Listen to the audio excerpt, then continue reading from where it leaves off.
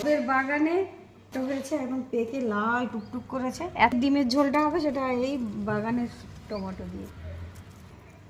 দেখেই তোলার ইচ্ছেটা নেই, তাও নষ্ট হয়ে যাবে তো, তাই তুলতে হচ্ছে। তোলো তোলো। কত টমেটো তুলেছে দেখেছো বাবা? তাহলে বাবা কত টমেটো তুললে? ও অসাধারণ। এই যে টমেটো কই? এই দিয়ে দিলাম গাছের টমেটো। আন্ডা কারি, এই যে এখানে আমাদের আন্ডা ভাজা রয়েছে। ও হো হো হো হো হো। দারুণ দেখতে হয়েছে গো, একদম লাল একদম। আর এখানে চলছে মশলা কষা। কি কি আছে বলে দাও।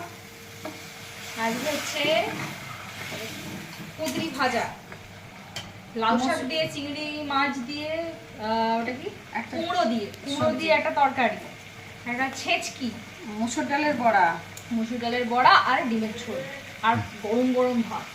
মসুর ডালের বড়া আর ডিমের ঝোল এক কড়া। একদম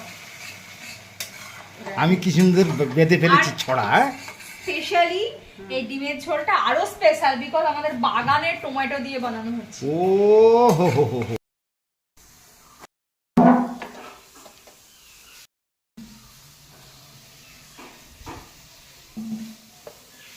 বসুন।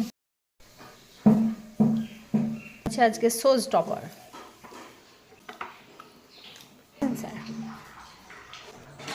কেমন?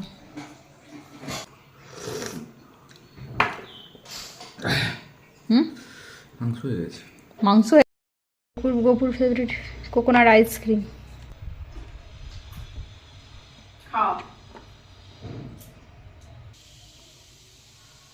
ডিমের ঝোল কেমন লাগছে? খুব সুন্দর হয়েছে। আমার মাখানা একটু খাবি যে? হ্যাঁ।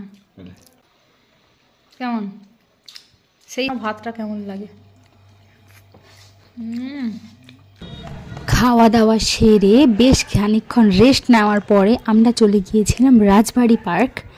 সেখানে বসে চিপস আর চা এনজয় করলাম, বেশ খানিকটা সময় কাটালাম আর তারপরে বাড়ি ফিরে এলাম। আজকের ব্লগটা এতটাই, টাটা।